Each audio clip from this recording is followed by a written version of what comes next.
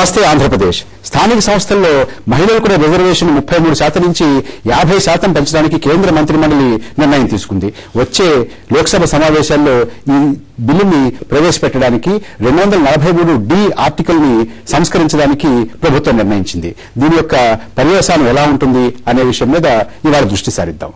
ఇవాళ చర్చలో పాల్గొనడానికి శాసనమండలి సభ్యులు, తెలుగుదేశం పార్టీ నాయకులు, సర్పంచుల సంఘం రాష్ట్ర గౌరవాధ్యక్షులుగా పనిచేసినటువంటి శ్రీ యలమంచిలి బాబు రాజేంద్ర ప్రసాద్, ఉస్మానియా యూనివర్సిటీలో రాజకీయ శాస్త్ర ఆచార్యులు ప్రొఫెసర్ లక్ష్మి, పంచాయతీరాజ్ పిసిసి విభాగం అధ్యక్షులు శ్రీ నాగుమండి సత్యనారాయణ మనతో ఉన్నారు.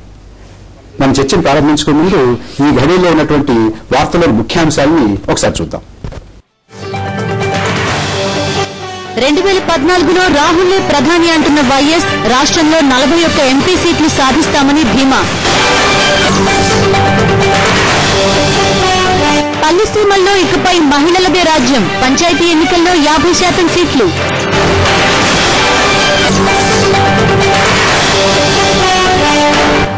వచ్చే వారం రాష్ట్రంలో ప్రధాని పర్యటన, విద్యుత్ పరికరాల ప్రాజెక్టుకు శంకుస్థాపన. రాష్ట్రంలో ఇక కేజీ బేసిన్ గ్యాస్ సరఫరా, రాజమండ్రి, యానాంలలో తొలిసారి సప్లై.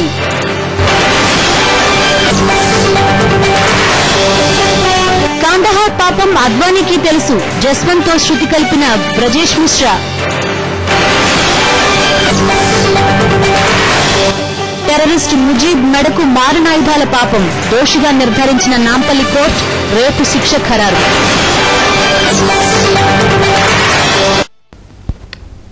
ప్రొఫెసర్ లక్ష్మి గారు, మీకేమనిపిస్తుంది? ఇది చాలా ముందడుగులు చాలా మంది అంటున్నారు.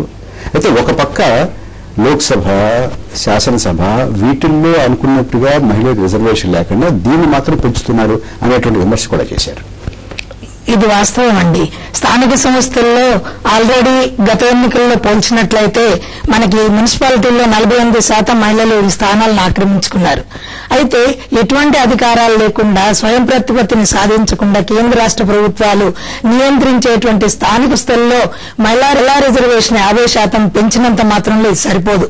ఎందుకంటే నిజంగా మహిళా సమస్యల్ని చర్చించవలసింది, ఆ సమస్యలపై విధానాలు రూపొందించవలసింది అసెంబ్లీ, పార్లమెంట్లలో.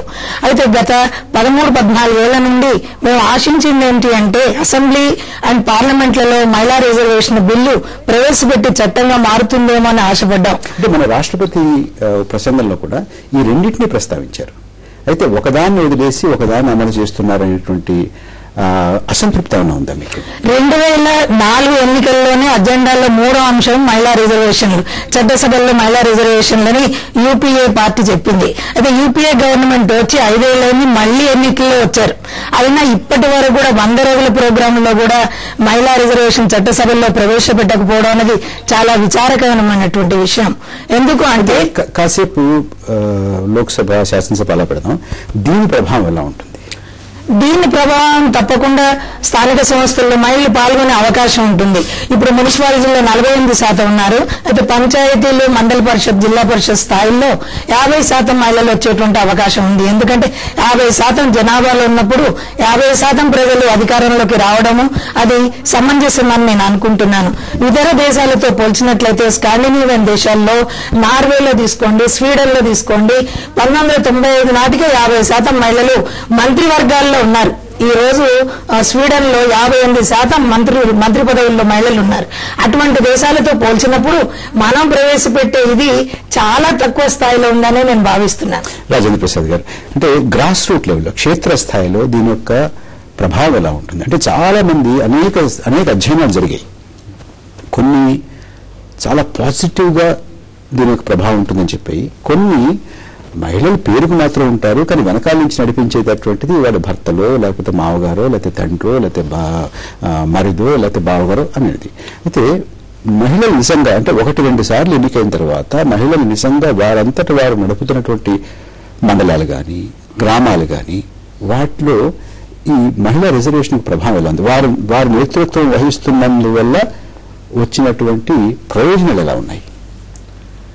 ఇప్పుడు వాస్తవానికి చెప్పుకుంటే వాళ్ళ కేంద్ర ప్రభుత్వం తీసుకున్న నిర్ణయం ఆహ్వానించదగ్గ పరిణామం, సంతోషదాయకమే. కానీ మీరు అడిగిన విధంగా చూస్తే అంత ప్రభావవంతంగా లేదండి. గ్రాస్ రూట్ లెవెల్లో మహిళలు అంత ఎఫెక్టివ్గా పనిచేయలేకపోవటం, అంటే స్వేచ్ఛ స్వాతంత్రాలతో పనిచేయలేకపోవటం జరుగుతుంది. చేస్తే బాగుంటుంది, చేస్తే చాలా బాగుంటుందండి. ఎందుకంటే మహిళలు చేతకాని వాళ్ళు అసమర్థులు అనేది ఇంకా మన సమాజం చేయట్లేదా? అది చేయలేకపోవటం, లోకల్గా వచ్చేప్పటికి లోకల్ పాలిటిక్స్ చాలా థిక్గా ఉంటాయి, దానివల్ల చాలా ఇబ్బందులు ఉంటారు, వాళ్ళు స్వేచ్ఛగా బయటికి రాలేరండి.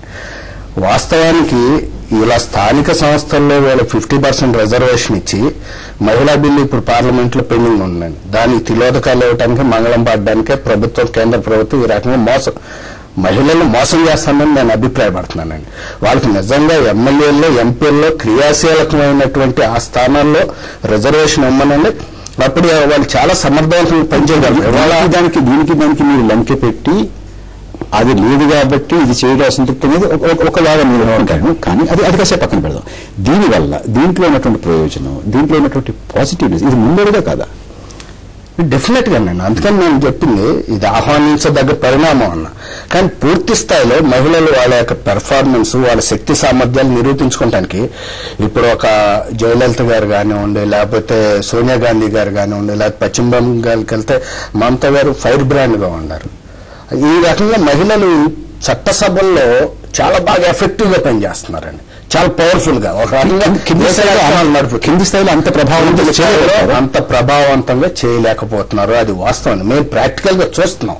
అంటే వీళ్ళకి అనవసరమైన వాటిల్లో, మహిళలకు ఉపయోగం లేని వాటిల్లోనే రిజర్వేషన్లు కల్పించి అవసరమైన దాంట్లోనే వాళ్ళకి మోసం చేయడం జరుగుతుందండి. ప్రభావండి గారు, ఈనాడు మరి పెద్దలు రాజీవ్ గాంధీ ఆశించినట్లుగా ఆనాడు పివి నరసింహారావు గారు 1992లో ఒక చట్టం చేసి 33% మహిళలకి, 33% బీసీలకు రిజర్వేషన్లు తెచ్చినప్పుడు, ఇది దేశవ్యాప్తంగా ఒక చట్టం చేసినప్పుడు మరి ఆనాడు కూడా కొంతమంది రిసీవ్ చేసుకోవడానికి సిద్ధంగా లేరు. ఇవాళ 50% మహిళలకు ఇచ్చినారంటే ఇది గొప్ప పరిణామం. ఇది ఎంతో శుభప్రదమైనటువంటి వ్యవహారం. అంటే మహిళా లోకాన్ని 50% జనాభాలో ఉన్నటువంటి మహిళలను గౌరవించింది కేంద్ర ప్రభుత్వం. ఈనాడు మన్మోహన్ సింగ్ గారి నాయకత్వంలో, సోనియా గాంధీ గారి ఆమె ఆదర్శాల మేరకు ఇది ఇంప్లిమెంటేషన్ జరిగిందంటే మనందరం కూడా ఇది ఈ రోజు సువర్ణాధ్యాయం ఈ రాష్ట్ర చరిత్రలో, దేశ చరిత్రలో దిగినదని చెప్పక తప్పదు. కారణం ఏంటంటే 50% మహిళలకి స్థానిక సంస్థల్లో ఎప్పుడైతే రిజర్వేషన్ వచ్చిందో ఆటోమేటిక్ గా అసెంబ్లీల్లో, పార్లమెంట్లో ఇవ్వక తప్పదు. ఇది ఒక అడుగు ముందుకేసినట్లే తప్ప ఇది వెనక్కి అడుగు వేసినట్లు కాదు. ఇది మహిళలు ఒకవేళ మహిళలు కనుక ముందుకు మహిళలు ఈనాడు దేశవ్యాప్తంగా 36 లక్షల మంది ఎన్నికైన ప్రజాప్రతినిధులు ఉంటే, ఎస్పెషల్లీ మన ఆంధ్రప్రదేశ్లో సుమారు 4 లక్షల మంది ప్రజాప్రతినిధులు ఉంటే, మనం అనుకునేటువంటి 33% ఈనాడు 40% పైగా మహిళలు ఉన్నారు. అయినప్పుడు మహిళలు ముందున్నట్ట వెనకున్నట్ట వారు వెనక బట్టలు. ఇందాక రాజేంద్ర ప్రసాద్ గారు కానీ ప్రొఫెసర్ లక్ష్మి గారు కానీ ఒక ముఖ్యమైనటువంటి బిందువుని మన ముందు తీసుకొచ్చారు. శాసనసభ, లోక్సభ, మంత్రివర్గం ఆ స్థాయిలో చాలా ప్రభావవంతంగా ఉన్నారు మహిళలు. అదే కింది స్థాయిలో మున్సిపల్ చైర్మన్ కానీ, కౌన్సిలర్ కానీ, సర్పంచ్ కానీ, మండల ప్రెసిడెంట్ కానీ, ఎంపీటీసీ కానీ, జెడ్పీటీసీ కానీ అంత ప్రభావవంతంగా పనిచేసేటటువంటి పరిస్థితి సామాజికంగా, రాజకీయంగా లేదనేటటువంటి ఒక మాట. దాని గురించి కొంచెం వివరంగా మాట్లాడుకోవాలి. ఆ వివరాల్లో వెళ్ళే ముందు ఒక్క చిన్న విరామం తీసుకుందాం.